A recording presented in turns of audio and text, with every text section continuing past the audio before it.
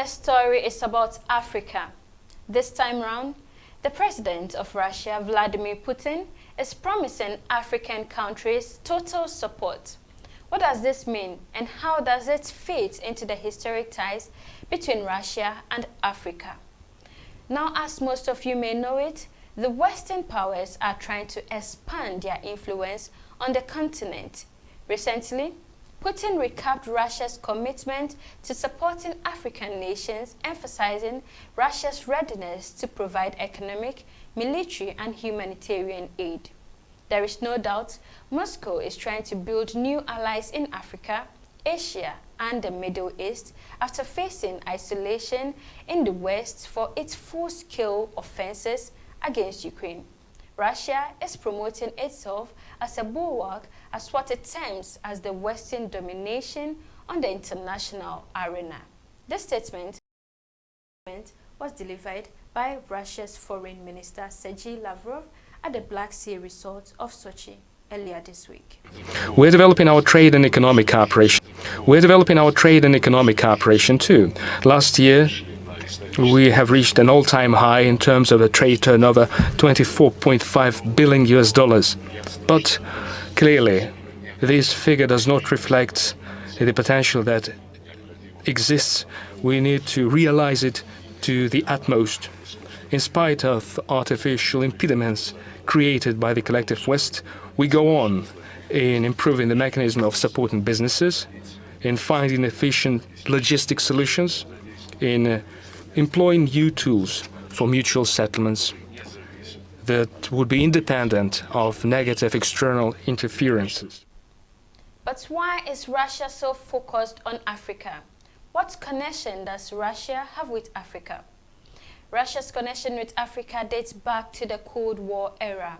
Back then, the Soviet Union was actively involved in supporting anti-colonial movements across the continent. They offered military training, economic aid, and ideological support to liberation movements in countries like Angola, Mozambique, and South Africa. This wasn't purely humane. The Soviet Union saw Africa as a battleground in its ideological struggle with the West. Supporting African nations helped the Soviets gain influence and balance with the Western powers. How far did this relationship last? After the fall of the Soviet Union in 1991, Russia's focus on Africa diminished. The nation was fighting its own internal battles.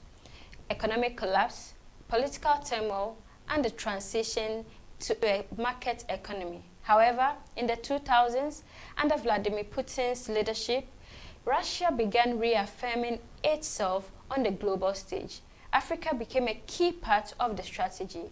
Why? Because Africa offers something Russia needs: natural resources, markets for its weapons, and diplomatic allies. In recent times, Russia has increased its tracks in Africa. It is now a major supplier of arms to the continent and has forged partnerships in mining, energy, and infrastructure.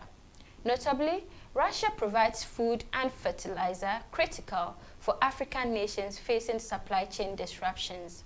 On the military front, Russia is known for deploying private military contractors like the Wagner Group to several African countries. They provide security and training, but are also accused of human rights abuses. For many countries in Africa, Russia offers an alternative to Western powers. Some leaders appreciate Russia's non-interference policy. Unlike Western countries, Russia often avoids pushing for democratic reforms or human rights improvement.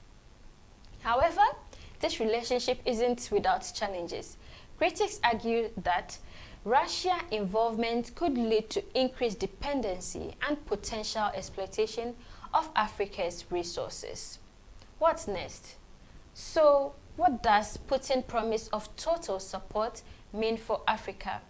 In the short term, it might bring more military assistance, trade deals, and development projects. But in the long run, the dynamics of this partnership would depend on how both sides navigate their mutual benefits. What do you think? Is Russia's support a win for Africa or are there hidden strings attached?